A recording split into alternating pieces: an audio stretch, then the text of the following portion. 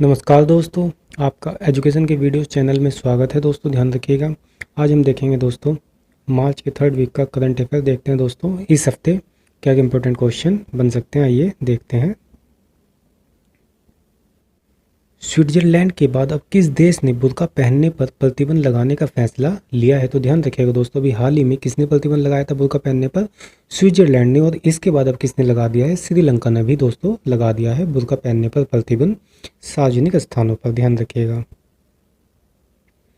विश्व वायु गुणवत्ता 2020 की रिपोर्ट के अनुसार विश्व में सबसे प्रदूषित राजधानी कौन बन गई है? तो ध्यान रखिएगा दोस्तों, एक कौन बन गई है विश्व में सबसे प्रदूषित राजधानी?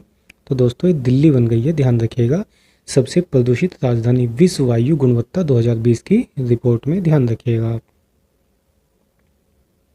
हाल ही में कौन सा देश यूएई को पीछे छोड़कर भारत का दूसरा सबसे बड़ा तेल आपूर्तिकर्ता देश बन गया है? तो कौन बन गया है दोस्तों? ये अभी हाल ही में अमेरिका बन गया है। ध्यान रखिएगा दोस्तों, अमेरिका बन गया है। फैक्ट को देखते हैं।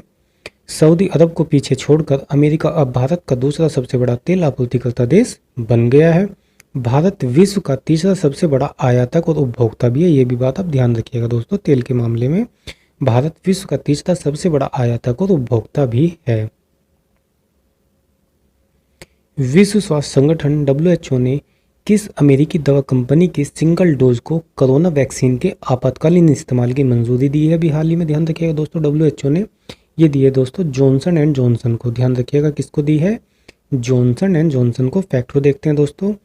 WHO की मंजूरी के बाद इस वैक्सीन को अंतर्राष्ट्रीय कोवैक्स मुहिम के तहत गरीब देशों को सप्लाई किया जा सकता है जिन तक अभी तक कोई भी वैक्सीन नहीं पहुंची है। ध्यान रखिएगा आप दोस्तों, WHO ने ये अनुमति दे दी है। हाल ही में किस देश ने दुनिया का सबसे बड़ा तैरता हुआ सौर फार्म बनाने की घोषणा की है? तो ध्यान रखिएगा दोस्तों, किसने की है अभी दुनिया का सबसे बड़ा तैरता हुआ सौर फार्म यानी कि सोलर लाइट? तो ये की है दोस्तों सिंगापुर ने। ध्यान रखिएगा। फैक्ट को देखते हैं दोस्तों।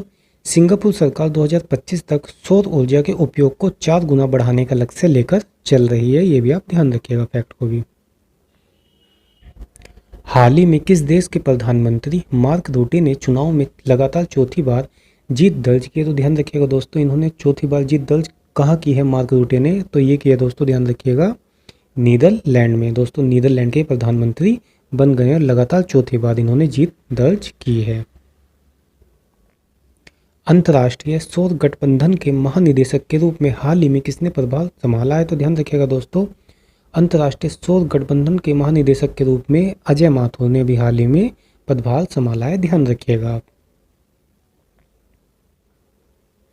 पूर्वी अफ्रीकी देश केन्या ने अपने किस पड़ोसी देश के साथ समुद्री सीमा विवाद पर अंतर्राष्ट्रीय न्यायालय की कार्रवाई में भाग लेने से इनकार किया है? तो ध्यान रखिएगा दोस्तों, अंतर्राष्ट्रीय न्यायालय की कार्रवाई में भाग लेने से किसने इनकार किया? अभी हाल ही में किया है दोस्तों सोमालिया ने। ध्यान रखिएगा, केन्या के साथ इसका विवाद चल रहा है और इसमें सोमालिया ने अंतर्राष्ट्रीय न्यायालय में कार्रवाई में भाग लेने से इनकार कर दिया है हाल ही में। ध्यान रखिएगा। फैक्ट को देखते हैं दोस्तों।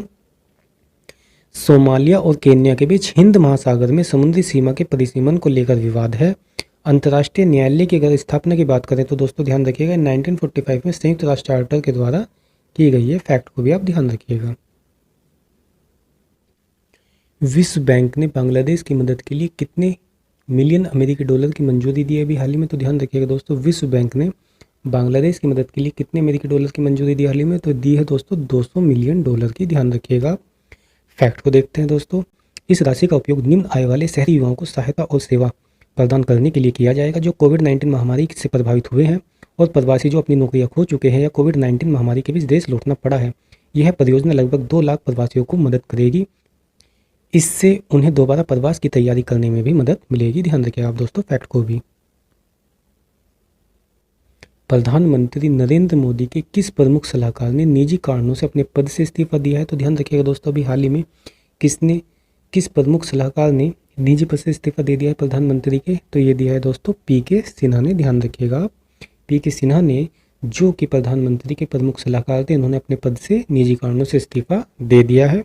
फैक्ट को देखते हैं दोस्तों। पिछले साल सितंबर महीने में PK सिन्हा को PM मोदी का प्रमुख सलाहकार बनाया गया था। इससे पहले PK सिन्हा 4 साल तक कैबिनेट सचिव के पद पर रहे थे और ये दोस्तों उत्तर प्रदेश कैडर के 1977 बैच के रिटायर्ड IAS अधिकारी हैं। ध्यान रखिएगा। हाल ही में किसे स्टॉप टीबी पार्टनरशिप बोर्ड का चेयरमैन बनाया गया है? तो ध्यान रखिएगा दोस्तों, किसे बनाया गया है स्पॉट टीबी पार्टनरशिप बोर्ड का चेयरमैन? तो ये बनाया गया है दोस्तों डॉक्टर हर्षवर्धन को, ध्यान रखिएगा आप। फैक्ट को देखते हैं दोस्तों। स्टॉप टीबी पार्टनरशिप बोर्ड के अध्यक्ष के रूप में हर्षवर्धन जुलाई 2021 को अपना पद संभालेंगे और उनका कार्यकाल 3 वर्षों का होगा। ध्यान रखिएगा दोस्तों, 3 वर्षों का इनका कार्यकाल होगा। स्टॉप टीबी पार्टनरशिप बोर्ड एक अंतर्राष्ट्रीय मंच है, ये भी आप बात ध्यान रखिएगा दोस्तों, ये अंतर्राष्ट्रीय मंच है जो विश्व भर में विभिन्न पक्षों के साथ मिलकर टीबी के विरुद्ध संघर्ष अभियान चलाता है। तो ध्यान रखिएगा दोस्तों फैक्ट को भी, ये एक अंतर्राष्ट्रीय मंच है टीबी के लिए दोस्तों। इसका डॉक्टर हर्षवर्धन को अध्यक्ष बना दिया गया है, ध्यान रखिएगा आप। संसदीय समिति ने सरकार से पोक्सो एक्ट के तहत किशोर की उम्र 18 से घटाकर कितने वर्ष करने की सिफारिश की है अभी हाल ही में? तो ध्यान रखिएगा दोस्तों 18 से घटाकर 16 वर्ष करने की सिफारिश की है हाल ही में, ध्यान रखिएगा आप। भारतीय रिजर्व बैंक ने हाल ही में किस बैंक पर 2 करोड़ रुपए का जुर्माना लगाया है? तो ध्यान रखिएगा दोस्तों, किस बैंक पर लगाया है 2 करोड़ रुपए का जुर्माना भी हाल ही में?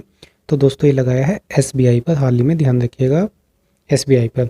यह जुर्माना बैंक नियमन कानून के उल्लंघन करने के चलते लगाया गया है। आरबीआई का कहना है कि एसबीआई ने बैंक कर्मचारियों को भुगतान करते समय जारी निर्देशों का पालन नहीं किया है, जिसके चलते उन पर यह जुर्माना लगाया गया है, ध्यान रखिएगा दोस्तों फैक्ट को भी। हाल ही में किस राज्य सरकार ने पिछले 10 वर्षों में सड़क किनारे बसाए सभी धार्मिक स्थलों को हटाने का निर्देश दिया है अभी हाल ही में? तो ध्यान रखिएगा दोस्तों, ये कहाँ दिया गया है? तो ये उत्तर प्रदेश में ऐसा निर्देश दिया गया है, जो कि पिछले 10 वर्षों में सड़क किनारे सभी धार्मिक स्थल बसाए गए हैं उनको हटाने का निर्देश दिया गया है, ध्यान रखिएगा आप। उत्तर प्रदेश सरकार ने, योगी सरकार ने। हाल ही में किस राज्य में काला नमक चावल महोत्सव आयोजित किया गया है? तो ध्यान रखिएगा दोस्तों, काला नमक महोत्सव चावल हाल ही में कहाँ आयोजित किया गया है? तो दोस्तों ध्यान रखिएगा, ये उत्तर प्रदेश में आयोजित किया गया है। फैक्ट को देखते हैं दोस्तों। झांसी के स्ट्रॉबेरी और लखनऊ के गुड़ महोत्सव की तर्ज पर ही सिद्धार्थ नगर में 3 दिवसीय काला नमक चावल महोत्सव आयोजित किया गया है, ध्यान रखिएगा आप दोस्तों। हाल ही में वनवासी समागम का आयोजन किस राज्य में किया गया है? तो ध्यान रखिएगा दोस्तों, वनवासी समागम का आयोजन किस राज्य में किया गया है हाल ही में? तो ये किया गया दोस्तों उत्तर प्रदेश में ही किया गया है। फैक्ट को देखते हैं। उत्तर प्रदेश के सोनभद्र जिले में वनवासी समागम का आयोजन किया गया है। राष्ट्रपति रामनाथ कोविंद ने मुख्य अतिथि के रूप में इस समागम में भाग लिया है। तो ध्यान रखिएगा दोस्तों, मुख्य अतिथि कौन थे इसमें? तो राष्ट्रपति रामनाथ कोविंद जी इसमें मुख्य अतिथि थे और उन्होंने इसमें भाग लिया। राष्ट्रपति ने सेवा कुंज आश्रम के नवनिर्मित भवन का भी उद्घाटन किया है। सोनभद्र उत्तर प्रदेश भारत का दूसरा सबसे बड़ा जिला भी है, ये भी आप ध्यान रखिएगा दोस्तों फैक्ट को। हाल ही में केंद्रीय रेल मंत्री ने सूचित किया है कि जम्मू कश्मीर में किस नदी पर विश्व का सबसे ऊंचा रेल पुल अपने निर्माण के अंतिम चरण में है? तो ध्यान रखिएगा दोस्तों, ये किस नदी पर है जम्मू कश्मीर में? तो ये ध्यान रखिएगा दोस्तों, ये चिनाब नदी पर बनाया जा रहा है, जो कि विश्व का सबसे ऊंचा रेल पुल बन जाएगा। बनने के बाद ये अपने अंतिम चरणों में है इस समय। फैक्ट को देखते हैं दोस्तों। जम्मू कश्मीर में चिनाब नदी पर विश्व का सबसे ऊंचा रेल पुल अपने निर्माण के अंतिम चरणों में है। जम्मू कश्मीर के रियासी जिले में बनाया जा रहा है रेलवे पुल नदी तल से 359 मीटर ऊंचा होगा और दोस्तों ध्यान रखिएगा पेरिस के सुप्रसिद्ध एफिल टावर से भी 30 मीटर ऊंचा होगा, ध्यान रखिएगा। ये झारखंड कैबिनेट ने स्थानीय लोगों के निजी क्षेत्र की इकाइयों में कितने प्रतिशत नौकरियों को आरक्षित करने संबंधी रोजगार नीति को मंजूरी दी है हाल ही में? तो कितने प्रतिशत आरक्षण किया है दोस्तों? ध्यान रखिएगा, ये किया है दोस्तों, ध्यान रखिएगा 75%। फैक्ट को देखते हैं दोस्तों। हेमंत सोरेन की सरकार वाले इस कैबिनेट ने बेरोजगारों को जीवन यापन भत्ता देने और प्राइवेट सेक्टर में 75% तक आरक्षण के प्रस्ताव को मंजूरी प्रदान कर दिया झारखंड में, ध्यान रखिएगा आप दोस्तों फैक्ट को भी। भारतीय क्रिकेट टीम के किस पूर्व कप्तान को भारतीय पेशेवर गोल्फ टूर PGTI के बोर्ड में सदस्य के रूप में चुन लिया गया है? तो ध्यान रखिएगा दोस्तों, किसको चुना गया है? ये दोस्तों ध्यान रखिएगा कपिल देव को चुन लिया गया है पेशेवर गोल्फ टूर किस बोर्ड के सदस्य के रूप में, ध्यान रखिएगा आप दोस्तों। भारत के लिए T20 क्रिकेट में सबसे ज़्यादा विकेट लेने वाले बॉलर कौन बन गए हाल में? तो कौन बन गए हैं दोस्तों T20 क्रिकेट में सबसे ज़्यादा विकेट लेने वाले बॉलर? ये बन गए हैं दोस्तों, नाम को इनके ध्यान रखिएगा, युजवेंद्र चहल। नाम है इनका दोस्तों युजवेंद्र चहल, नाम को आप इनके ध्यान रखिएगा। फैक्ट को देखते हैं दोस्तों। चहल T20 फॉर्मेट में जसप्रीत बुमराह को पछाड़कर इंडिया के लिए सबसे ज़्यादा विकेट लेने वाले गेंदबाज बन गए हैं।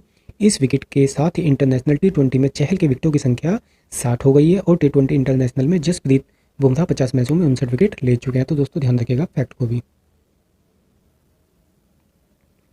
हाल ही में कौन सी भारतीय महिला क्रिकेटर वनडे क्रिकेट में 7,000 रन बनाने वाली दुनिया की पहली क्रिकेटर बन गई हैं? तो कौन बन गई हैं दोस्तों? ये बन गई हैं दोस्तों मिताली राज। ध्यान रखिएगा नाम को इनके, मिताली राज। दोस्तों 7,000 रन बनाने वाली दुनिया की पहली महिला क्रिकेटर बन गई है वनडे क्रिकेट में। फैक्ट को देखते हैं दोस्तों। भारत की कप्तान मिताली राज ने बड़ी उपलब्धि हासिल की है। वह महिला वनडे इंटरनेशनल क्रिकेट में 7,000 रन बनाने वाली पहली क्रिकेटर बन गई हैं। उन्होंने लखनऊ में साउथ अफ्रीका के खिलाफ चौथे वनडे के दौरान अपने 213वें मैच में इस आंकड़े को पूरा किया। तो फैक्ट को भी आप दोस्तों ध्यान रखिएगा। हाल ही में कौन सा भारतीय क्रिकेटर अंतर्राष्ट्रीय T20 क्रिकेट में 3,000 रन बनाने वाले दुनिया के पहले खिलाड़ी बन गए हैं? तो ध्यान रखिएगा दोस्तों, 3,000 रन बनाने वाले दुनिया के पहले खिलाड़ी कौन बन गए हैं अंतर्राष्ट्रीय T20 में? ये बन गए हैं दोस्तों विराट कोहली। ध्यान रखिएगा आप। भारत की किस अंतर्राष्ट्रीय महिला तलवारबाज ने इस साल 23 जुलाई से शुरू होने वाले टोक्यो ओलंपिक के लिए क्वालिफाई कर लिया है? तो नाम क्या है इनका दोस्तों? ध्यान रखिएगा, भवानी देवी नाम है इनका दोस्तों। और इन्होंने हाल ही में टोक्यो ओलंपिक के लिए क्वालिफाई किया है, भवानी देवी। हाल ही में किसने पटियाला में चल रहे 24वें federation cup senior athletics championship में महिलाओं की 100 मीटर की दौड़ में स्वर्ण पदक जीता है? तो ध्यान रखिएगा दोस्तों, ये किसने जीता है स्वर्ण पदक 100 मीटर की दौड़ में? नाम है इनका धन लक्ष्मी। ध्यान रखिएगा नाम को इनके दोस्तों क्या है। तो देखते हैं दोस्तों, धन लक्ष्मी ने फाइनल दौड़ को 11.39 सेकंड के समय पूरा किया है और पहले स्थान पर रही है। वहीं दूती चंद नाम को इनके भी ध्यान रखिएगा दोस्तों, 11.58 सेकंड के समय के साथ दूसरे स्थान पर रही है। जबकि युवा धाविका हिमा दास गलत शुरुआत की वजह से इस दौड़ से बाहर हो गई। ध्यान रखिएगा आप दोस्तों फैक्ट को भी। हाल ही में किस पूर्व क्रिकेटर खिलाड़ी को वर्ष 2020 के SJA British sports journalism award से सम्मानित किया गया है? तो ध्यान रखिएगा दोस्तों, किसको किया गया है सम्मानित? Michael holding. नाम क्या है इनका दोस्तों? Michael holding. फैक्ट को देखते हैं दोस्तों, वेस्टइंडीज के महान क्रिकेटर माइकल होल्डिंग को ब्लैक लाइव्स मैटर अभियान के समर्थन के लिए SJA ब्रिटिश खेल पत्रकारिता 2020 पुरस्कारों में सर्वश्रेष्ठ विशेषज्ञ चुना गया है। होल्डिंग ने पिछले साल इंग्लैंड और वेस्टइंडीज के बीच सीरीज के दौरान नस्लवाद के खिलाफ मजबूत संदेश दिया था। उन्होंने कहा था कि अश्वेतों के योगदान को इतिहास में उन लोगों ने हटा दिया है जिन्होंने ऐसा इतिहास लिखा है। वे 1970 से 80 के दशक के वेस्टइंडीज के भयभीत करने वाले तेज गेंदबाज थे। ध्यान रखिएगा आप दोस्तों फैक्ट को भी। रूस और किस देश ने चंद्र अनुसंधान स्टेशन के लिए समझौते ज्ञापन पर हस्ताक्षर किए हैं अभी हाल ही में? तो किस देश ने किए हैं रूस के साथ दोस्तों? ये किए हैं चीन ने। फैक्ट को देखते हैं दोस्तों, अंतर्राष्ट्रीय चंद्र विज्ञान स्टेशन अनुसंधान और प्रयोगात्मक सुविधाओं का एक ऐसा परिसर होगा जो चंद्रमा की सतह पर या फिर इसकी कक्षा में बनाया जाएगा। इस परिसर को बहुउद्देश्य और बहुविषयक अनुसंधान कार्य करने के लिए निर्मित किया जाएगा। चीन और रूस इस परियोजना पर अंतर्राष्ट्रीय सहयोग को भी बढ़ावा देंगे। ध्यान रखिएगा दोस्तों फैक्ट को भी। किस देश के वैज्ञानिकों ने हाल ही में बेकल झील के अंदर एक बड़ा स्पेस टेलीस्कोप लगाया है? तो ध्यान रखिएगा दोस्तों, बेकल झील के अंदर एक बड़ा टेलीस्कोप किस देश के वैज्ञानिकों ने लगाया? तो ये लगाया दोस्तों, ध्यान रखिएगा, रूस के वैज्ञानिकों ने। ध्यान रखिएगा आप दोस्तों फैक्ट को देखते हैं। रूस के वैज्ञानिकों ने हाल ही में बेकल झील के अंदर एक बड़ा स्पेस टेलीस्कोप लगाया है। इस टेलीस्कोप को साल 2015 से बनाया जा रहा था। इसका काम है न्यूट्रिनोज का पता लगाना। न्यूट्रिनोज दुनिया के सबसे छोटे कण होते हैं। इनकी निगरानी करना या इनकी मात्रा जानना बेहद कठिन है, इसलिए यह टेलीस्कोप लगाया जा रहा है। वैज्ञानिकों ने इस टेलीस्कोप को बेकल GBD नाम दिया है। ध्यान रखिएगा दोस्तों फैक्ट को भी। किस पुरस्कार से सम्मानित जाने माने चित्रकार लक्ष्मण पाई का 95 वर्ष की उम्र में निधन हो गया? तो ध्यान रखिएगा दोस्तों, ये एक चित्रकार थे, नाम है इनका लक्ष्मण पाई और इनका 95 वर्ष की उम्र में निधन हो गया है। और दोस्तों ये ध्यान रखिएगा, ये पद्म भूषण पुरस्कार से सम्मानित किए जा चुके थे। ध्यान रखिएगा आप। फैक्ट को देखते हैं दोस्तों, जाने माने चित्रकार और पद्म भूषण पुरस्कार से सम्मानित लक्ष्मण पाई का हाल ही में गोवा में उनके आवास पर निधन हो गया है। वे 95 वर्ष के थे। पद्म भूषण सम्मान भारत सरकार द्वारा दिए जाने वाला तीसरा सर्वोच्च नागरिक सम्मान है जो देश के लिए बहुमूल्य योगदान के लिए दिया जाता है। फैक्ट को भी आप ध्यान रखिएगा।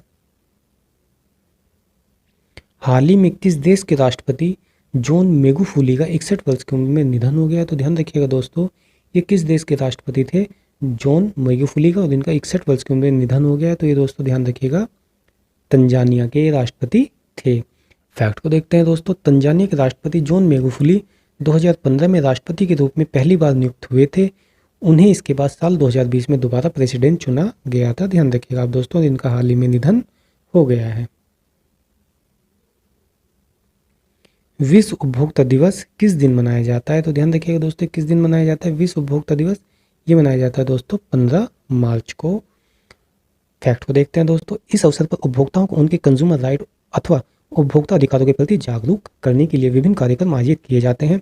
इस दिवस को मनाए जाने का उद्देश्य ग्राहकों को किसी भी प्रकार की धोखाधड़ी से बचाना और उन्हें जागरूक बनाना है। ध्यान रखिएगा दोस्तों फैक्ट को भी। और ये दोस्तों 15 मार्च को मनाया गया है विश्व उपभोक्ता अधिकार दिवस। राष्ट्रीय टीकाकरण दिवस हाल ही में किस दिन मनाया गया है? तो ध्यान रखिएगा दोस्तों, राष्ट्रीय टीकाकरण दिवस हाल ही में किस दिन मनाया गया है? ये मनाया गया है दोस्तों 16 मार्च को। ध्यान रखिएगा आप। फैक्ट को देखते हैं दोस्तों। भारत में हर साल 16 मार्च राष्ट्रीय टीकाकरण दिवस यानी कि नेशनल वैक्सीन डे के रूप में मनाया जाता है। राष्ट्रीय टीकाकरण दिवस पहली बार 16 मार्च 1995 को मनाया गया था। इस दिन भारत में साल 1995 से मुंह के जरिए पोलियो वैक्सीन की पहली खुराक दी गई थी। ध्यान रखिएगा आप दोस्तों फैक्ट को भी। और ये दोस्तों हाल ही में 16 मार्च को मनाया गया है राष्ट्रीय टीकाकरण दिवस। तो इस प्रकार से दोस्तों आज का हमारा करंट अफेयर्स का ये वीडियो यहीं समाप्त होता है। तो अगर आपको दोस्तों चैनल अच्छा लगता है तो आप दोस्तों सब्सक्राइब करिए, लाइक करिए, शेयर करिए। तो मिलते हैं दोस्तों एक अपने नई वीडियो के साथ। धन्यवाद।